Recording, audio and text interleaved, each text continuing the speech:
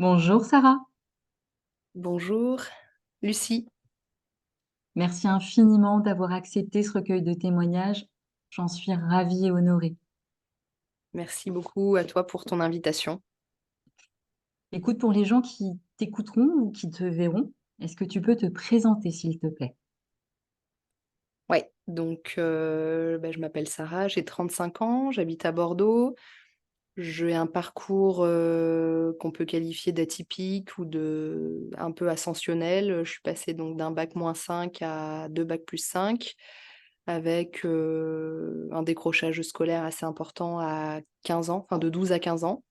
D'accord. Et aujourd'hui, j'accompagne, des dirigeants, des particuliers aussi, ça peut être même des profs, à travers du coaching, des ateliers, des conférences sur, la conscience des mots. Donc c'est beaucoup l'expression de soi finalement à travers, l'écrit et l'oral.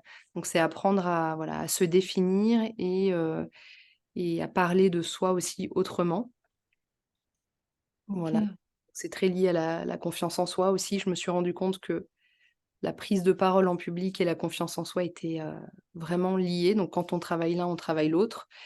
Et la confiance en soi est, je pense, l'un des grands sujets, à travailler tout au long de la vie. Mais en tout cas, des personnes qui sont prêtes à payer, très cher pour faire, les meilleures écoles de commerce, où en fait on leur apprend à avoir confiance en eux, hein. Je me souviens de cette femme que j'avais rencontrée, qui a fait HEC à 40 ans. Je lui ai dit: «Bon, qu'est-ce que tu gardes de, de cette expérience?» On m'a appris à avoir confiance en moi, à prendre des risques, à tout m'autoriser, à savoir ouvrir les portes et cetera. Donc c'est voilà, c'est un sujet, je pense, qui est fondamental. Amour de soi, confiance en soi, estime de soi. Oh que oui. Voilà, donc ça Merci. j'interviens aussi là-dessus, du coup, maintenant. OK. Et donc je produis une émission aussi à la radio qui s'appelle Chemin des possibles pour, RCF. Voilà, donc c'est une émission de psychologie et de bien-être. Waouh, un grand bravo Sarah. Merci. La question phare de cet entretien est comment c'était à l'école pour toi, Sarah? L'école reste, la pire période de ma vie. Donc j'en garde un mauvais souvenir, quoi. Ça a été vraiment, l'enfer, quoi. L'enfer, surtout au collège, de 12 à 15 ans. Donc moi, j'ai passé toute ma scolarité à ne rencontrer aucun professeur. Donc quand je pense à la rencontre, c'est une rencontre réelle, c'est-à-dire, je prends un peu de temps avec toi. Qui es-tu? Pourquoi, enfin, comment tu te sens dans la classe? Pourquoi tu as cette note? Est-ce que tu peux m'expliquer? Et cetera, quoi. Non, ça, à aucun moment. Donc ça a été une prise de conscience, récente parce que, bon, aujourd'hui j'ai 35 ans, je rencontre beaucoup d'enseignants, donc c'était finalement le moment, d'échanger avec eux. Donc là, ça y est, j'ai enfin ces échanges-là, mais j'ai passé toute mon enfance et adolescence sans les rencontrer. Et donc moi, je me suis beaucoup ennuyée, je dirais ennui, voilà, mauvaise note, retour catastrophique des enseignants, principalement par, bulletin scolaire. Donc ça, c'est c'est un très mauvais souvenir. Je les ai encore pour te dire, ils sont, dans un D'accord, classeur à ma droite. Ouais, c'est un souvenir. Bah, du coup, ils sont utiles aujourd'hui parce que je me rends dans les collèges avec d'accord. et donc ça y est, j'ai enfin compris le sens de ces bulletins. Tu peux Je suis nous en super dire plus? heureuse. Bah, à ce moment-là, c'était violent pour moi, si tu veux. Je recevais des documents comme ça avec 10 profs qui, font des listes d'insuffisances à mon égard sans vraiment me connaître et donc du coup, aujourd'hui, je les utilise pour, montrer aux jeunes que finalement, une note ne nous définit pas, si tu veux. C'est important de ne pas s'identifier à ça. Je suis pas ce 6 sur 20, je suis pas cette insuffisance, enfin ce commentaire. C'est une information à un instant T qui aurait mérité, je pense, d'être un peu plus creusée et écoutée et j'espère que l'éducation va évoluer là-dessus parce que, c'est important de s'intéresser vraiment aux personnes qui sont dans la classe, quoi.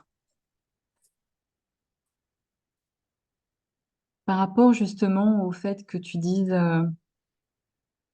que ça a été une période difficile, Ouais. euh, quelle a été quelle a été la période où tu as switché à un moment donné? Mmh. Qu'est-ce que tu veux dire par switcher? Tu disais que c'était une pire période. Est-ce qu'à un moment donné où tu as eu une expérience heureuse, tu as eu une rencontre, tu as eu à l'école de l'espoir qui t'a permis de te dire, OK, je peux faire autre chose, je peux Non, y arriver? Jamais. non, jamais. OK, Non, non, ça a été bien plus tard, dans le monde professionnel, d'accord, dans le travail. Mais à l'école, vraiment non, je te dis, aucun enseignant, je sais qu'il y en a des super, hein, qui existent, mais seulement je les ai pas rencontrés, quoi. Enfin, je les rencontre aujourd'hui. Donc c'était mon timing et après une conseillère d'orientation aussi qui a été vraiment, la pire rencontre, hein. Comme je te disais, ça a été vraiment, je pense qu'il faut changer le nom, conseillère, c'est pas vraiment adapté, quoi. et tu peux nous en dire plus justement sur cette expérience-là? Ouais, donc c'était, en fin de troisième et donc je pense ça a dû durer, 1 heure et demie et cette femme en fait, a repris mes bulletins D'accord, et a donc, comment dire? À l'oral, m'a redit toutes ses mauvaises notes, ses commentaires et cetera et elle a terminé, son monologue, parce que c'était un monologue, hein, j'avais quasiment peu d'espace finalement pour vraiment m'exprimer encore une fois et donc elle a terminé en me disant: «Bon, il y a pas de solution». Donc là je me dis: «Putain, j'ai 15 ans, quoi». J'ai 15 ans, je démarre la vie, je rencontre cette femme, enfin c'était vraiment le scénario, le bureau noir, enfin tu vois? Et je m'en souviens comme si c'était hier parce que j'ai une mémoire très fine, donc il y a des souvenirs que j'aimerais oublier, mais celui-ci il reste quand même ancré dans ma mémoire et donc il y avait pas de solution dans le sens où je pouvais pas aller au lycée. Donc à ce moment-là, moi j'ai subi quand même une orientation en BEP, d'accord. Et en donc BEP, quelle orientation en BEP? carrière sanitaire et sociale. OK, d'accord. Donc j'étais complètement perdue à ce moment-là, je ne savais pas qui j'étais, ce que je voulais faire. J'avais juste vécu, 3-4 ans d'humiliation, avec des bulletins, enfin tu vois des commentaires, je pense que c'est les commentaires. C'est pour ça qu'aujourd'hui je sensibilise vraiment sur la conscience des mots parce que quand on s'adresse comme ça à un enfant, heu, faut savoir que c'est assez violent, quoi. Ouais, je partage tellement. Hein? Et donc, je partage tellement ce que tu dis, Ouais, effectivement. donc il y aurait même besoin, je pense, de faire évoluer les formations de professeurs, mais ça, je crois qu'au niveau des ministères, ils commencent à y réfléchir. Mais c'est-à-dire que les profs sont pas préparés à parler en public. Donc ça, ils sont pas vraiment, enfin peu en tout cas accompagnés là-dessus. Et je pense qu'ils devraient être vraiment, ouais, sensibilisés sur comment dire à un enfant qui est en difficulté, comment essayer de lui dire les choses de la façon la plus douce possible plutôt de se concentrer sur les progrès, qu'il pourrait avoir à développer, plutôt que de lui dire: «Bon, bah, tu nul, quoi. Tu as une mauvaise note et en plus, bah, enfin, voilà, c'est maintenant moi c'est après c'est le travail de toute une vie, hein, pour enlever ce genre de mots, heu et de se sentir assez, quoi, tu sais? Oh que oui. Donc D'accord. suffisant. Le terme assez suffisant. Ouais, je Mmh. suis assez, quoi, ça y est. Bon là, tu vois, je suis assez, donc après c'est un travail sur soi, ouais. Et justement, quel a été le parcours après en BEP? Quelle a été, ton orientation? En tout cas, qu'est-ce que tu as choisi? Bah, je te dis à ce moment-là, je choisissais pas, hein. D'accord. J'étais, Ah ouais. non, non, je choisis pas choisi, hein, j'étais ballottée par le choix des adultes, en fait, hein. Donc cette conseillère, l'école qui, voilà, au vu de mes résultats me disait que, mes parents, donc voilà, donc je me suis retrouvée dans ce BEP finalement. Là, j'étais dans une cité, enfin avec une population quand même très en difficulté aussi dans la classe. Donc c'était la voie de l'apprentissage et bah, aujourd'hui, c'est un mot qui a du sens quand même parce que je me dis: «Bon, heu, est-ce que c'est pas le but de la vie? Apprendre». Ouais, Donc tu vois, à 15 ans, je me dis: «Tiens, bon, je suis orientée vers la voie de l'apprentissage». Bon, aujourd'hui, c'est un mot que je trouve assez beau finalement. et valorisant. Mmh. Ouais, ouais, voilà. Donc là, j'ai fait un apprentissage dans un EHPAD auprès de personnes OK. âgées, voilà, de 16 à 18 ans, donc plutôt confrontées à la fin de vie, Ouais, donc à 16 ans. ouais, l'expérience là pour le coup, le Ouais, là, retour je prends d'expérience. ouais, là, Mmh. je prends, je pense 15 ans de maturité en 2 ans, Mmh. mais très, très riche de témoignages, à ce moment-là, j'ai une écoute qui est très fine, en fait, parce que je parle peu, hein. Je suis quand même très marquée par, ce que j'ai vécu à l'école, donc ça va pendant quelques années, je vais quand même être très, silencieuse, mais plutôt très à l'écoute. Donc là, ça me permet de développer, si tu veux, l'écoute, l'analyse, l'observation, qui sont quand Ouais, même des compétences importantes. Donc je suis très à l'écoute, j'adore comprendre, et cetera. Donc je récolte aussi les regrets, tu sais, des personnes âgées qui n'ont pas réalisé leurs rêves, qui n'ont pas dit «je t'aime», qui n'ont pas pardonné, enfin, tu vois, tous ces sujets essentiels, exact. qu'on n'apprend pas à l'école, quoi. Et donc après cette expérience-là, qu'est-ce qui s'est Donc passé? après, j'ai fait, une formation d'AMP, donc c'est aide médico-psychologique et D'accord. je me suis formée, en fait, pendant 20 ans, au fur et à mesure, comme ça, dans l'accompagnement des autres. Donc aide médico-psychologique, ensuite j'ai fait moniteur éducateur, éducatrice spécialisée par la voie de la VAE. Donc là, je suis passée d'un niveau bac à un niveau bac +3 en 6 mois avec la VAE. Et là, ça a été, je pense, le véritable premier déclic où je me suis dit pour la première fois: «Je suis capable de». Tu vois? Donc c'est, là, quand j'ai vu mon nom sur la liste des admis, je me suis dit: «Bon, ça va, tu arrives à récupérer 3 ans en 6 mois, c'est peut-être que, tu en as quand même sous le capot, quoi». Oh génial, génial. Donc voilà, donc finalement, je travaille beaucoup, tu vois? Je suis sur le terrain de mes 15 ans à aujourd'hui, 35 ans, donc ça fait 20 ans finalement que je travaille et donc j'ai cette VAE et puis ensuite très rapidement, je me dis: «Bon, faut que je continue, j'ai envie d'avoir un master». Voilà, J'adore, j'adore. Je t'écoute, je t'écoute. ouais, voilà, parce que, j'avais, je pense, une ambition. Enfin, j'ai toujours été assez ambitieuse, tu vois? J'ai comme un feu intérieur, en fait, qui me tire vers l'avant et je pense que j'avais aussi, envie de prouver d'une certaine façon, que j'étais capable. Enfin, me prouver surtout à moi-même. Bien sûr. Mmh. Voilà, donc du coup, j'ai lancé des dossiers pour intégrer, des masters, donc un au Canada et un à Bordeaux et le destin m'a conduit, ici, à Bordeaux et donc j'ai intégré non pas un mais 2 masters finalement à, 28 ans. Excellent. Et c'était des masters en quoi? Donc c'était un diplôme d'état en ingénierie sociale, voilà et puis l'autre c'est, conseil et management des organisations. Donc finalement qui m'a conduit à aujourd'hui aussi conseiller finalement les dirigeants. Aussi j'accompagne aussi sur le développement stratégique, si tu veux, des entreprises, à la fois sur la posture du dirigeant, l'oralité, mais aussi sur la vision stratégique. OK, Donc là, ça a duré, 3 ans à peu près, 3 ans et demi et ça a été vraiment aussi une période assez difficile quand même, hein. OK. Qu'est-ce qui était difficile pour le coup?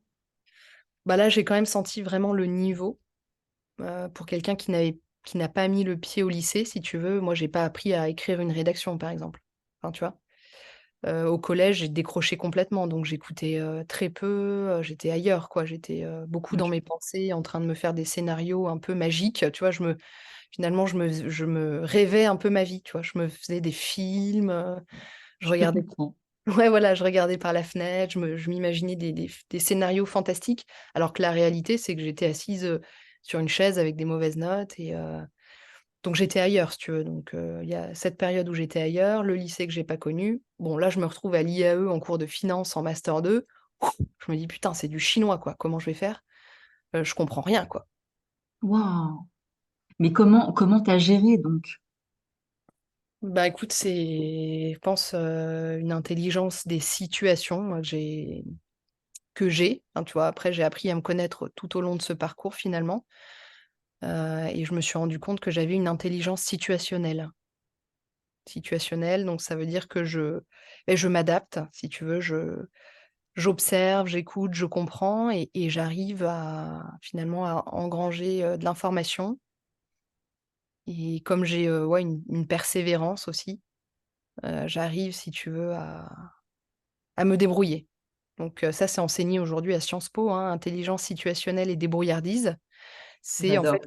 ouais, non, c'est, bah, en fait, tu te débrouilles. C'est-à-dire que là, demain, tu me mets maintenant, moi, je vois que c'est vraiment un atout, si tu veux, dans ma vie professionnelle et demain, je me retrouve en politique, je m'adapte, je comprends, OK, donc je suis avec, telle personnalité, même j'adore, en fait, changer comme ça d'environnement. Le lendemain, je vais être avec des geeks, le lendemain, je vais être avec, un média, c'est des journalistes, enfin, tu vois? Et donc ça, j'adore. Finalement, j'ai besoin de me nourrir de plein de variétés d'êtres humains et donc voilà, donc j'ai réussi à tenir le cap. J'ai échoué tout à la fin, mais ça fait aussi partie du parcours parce que, j'ai expérimenté quand même l'échec, 4 fois.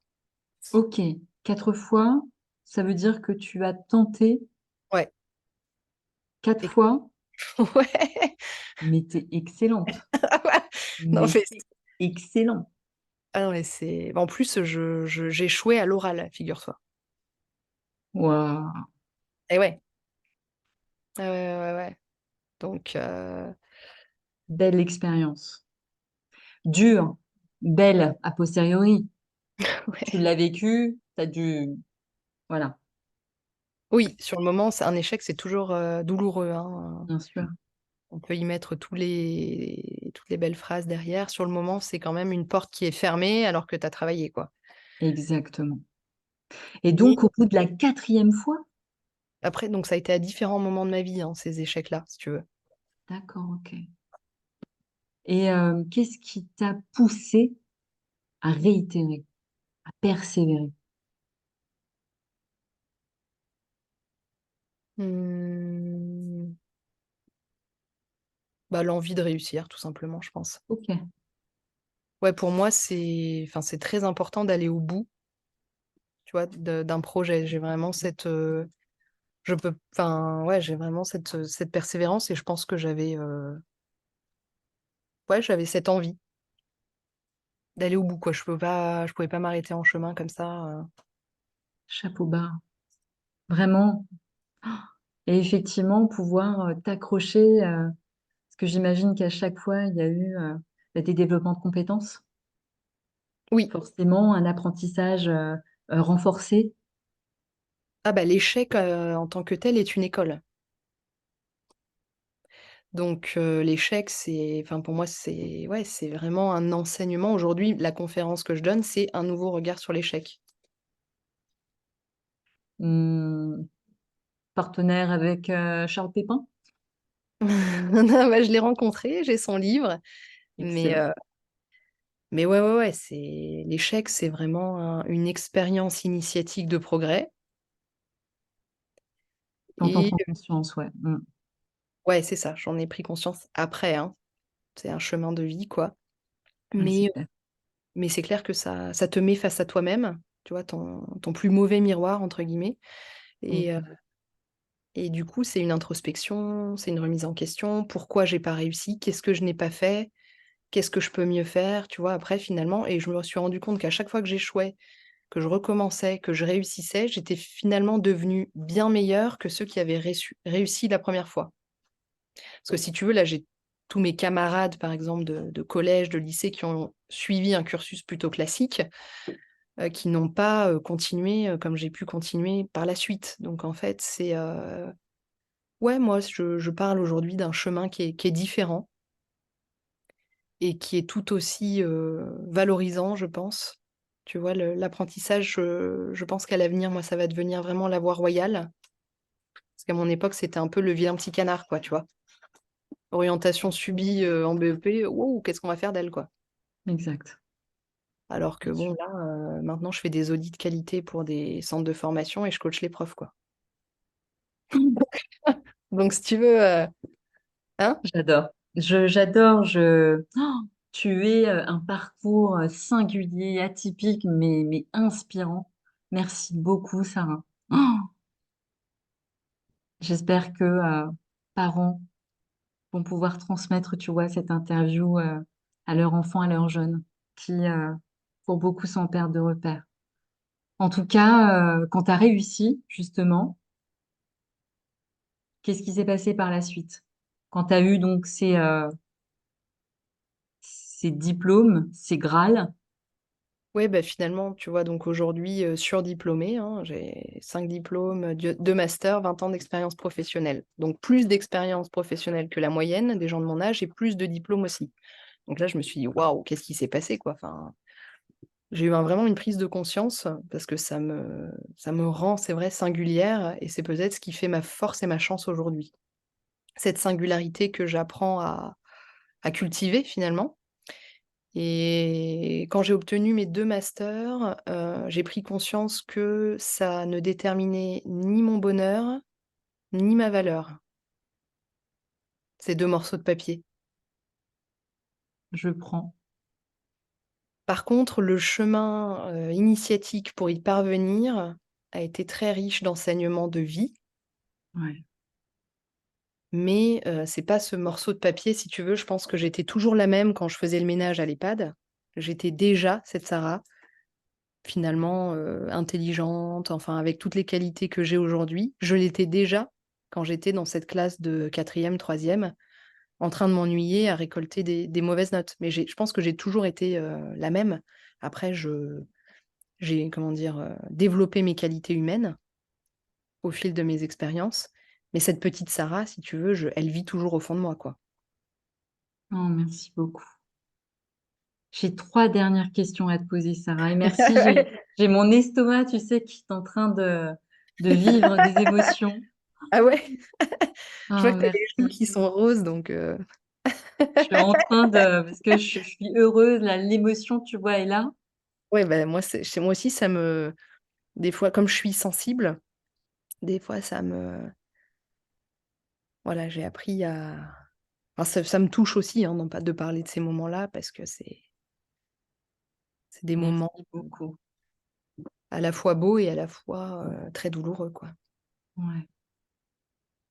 Si tu avais un ou plusieurs conseils à donner à un jeune qui se retrouve dans une situation difficile, enfin, obstacle de vie, difficulté scolaire, et qui a du mal à se projeter dans son avenir, qu'est-ce que Mmh. tu lui dirais? Bah, écoute, là, je suis intervenue pour la première fois récemment dans un collège. Je me suis retrouvée dans une classe de cinquième face à 28 jeunes de 12 ans, qui était le début de ma descente aux enfers. Donc je leur ai dit de ne surtout pas, s'identifier à leurs notes et c'est bien parce que j'avais, le premier cercle autour de moi qui étaient les moins bons élèves. Donc ça c'était la classe neurosciences, donc ça c'est bien parce que je vois que les choses évoluent, les méthodes pédagogiques évoluent. Donc là, ils mettaient par exemple les élèves en difficulté au premier rang, donc c'est bien parce que je les avais tout autour de moi comme par hasard. Donc je leur ai dit voilà de ne pas s'identifier à cette note-là, de croire en ses capacités, malgré, ce qu'on peut entendre, quoi. C'est un p quasi enfin, je sais pas si c'est possible à cet âge-là, mais c'est de se Ouais, désidentifier, c'est-à-dire que ce que l'autre me dit lui appartient, mais ça ne me définit pas.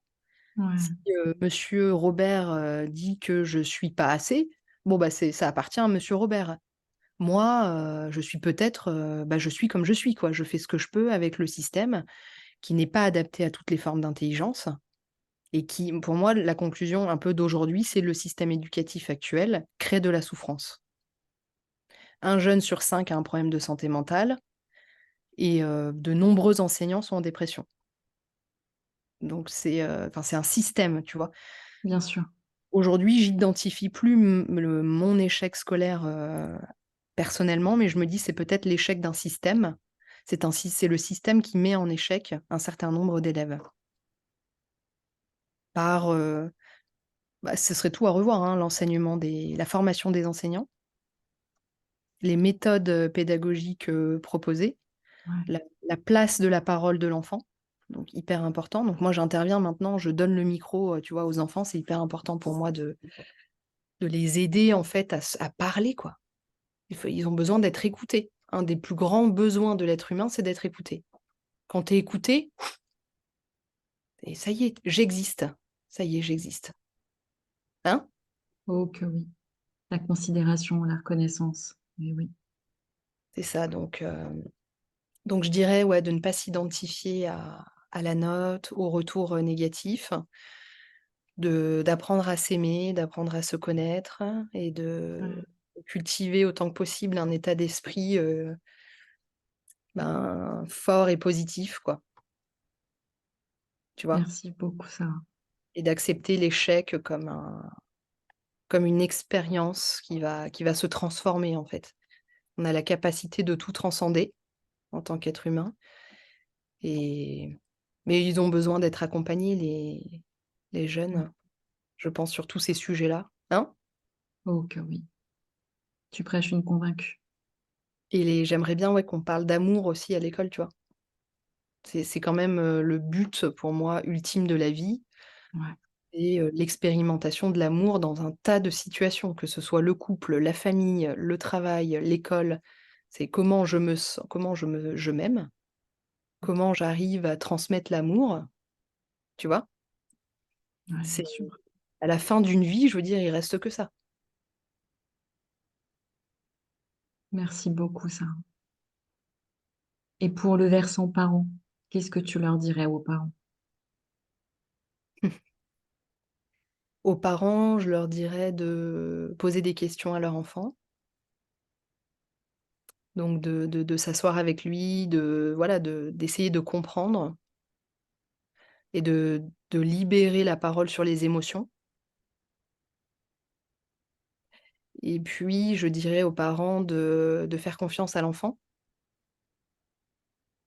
donc de lui dire, ça c'est important, hein, de verbaliser justement. Aujourd'hui, je suis beaucoup sur les mots parce que c'est pour moi la parole est vraiment, très, très forte, hein, très puissante. Ça a valeur d'une arme, un mot comme, d'une rose, quoi, hein, donc de dire à l'enfant, «Même si tu es en difficulté, moi je crois en toi, j'ai confiance en toi, tu vas y arriver.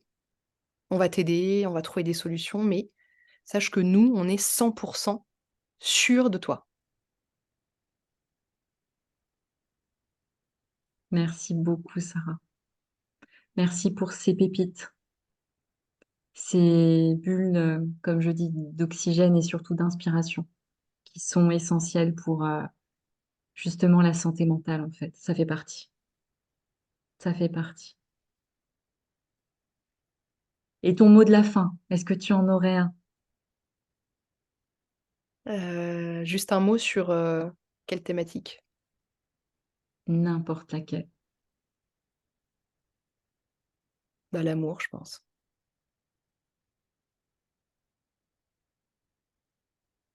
Merci beaucoup. Merci pour ce temps précieux, pour cette interview.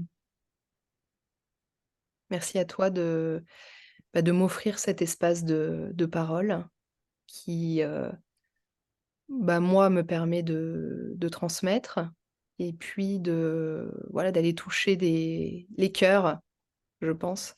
Moi, j'aime bien me dire qu'aujourd'hui, je parle au cœur et à l'âme et qu'on n'est pas simplement des cerveaux tu vois, à produire une performance ou un résultat, cognitif. On est aussi avant tout des cœurs et des âmes. et OK. l'intelligence du cœur est bien plus puissante que celle du cerveau. Donc c Merci beaucoup, Sarah. Je te souhaite une excellente continuation. ouais, merci beaucoup à toi aussi et bravo pour tout ce que tu fais. Je pense que tu fais beaucoup de bien, aux jeunes et aux parents. Écoute, je l'espère en tout cas. Et comme dit, en tout cas, cette histoire, du colibri, nous faisons notre part. Ouais, Et à très, très bientôt, Sarah. merci, à bientôt.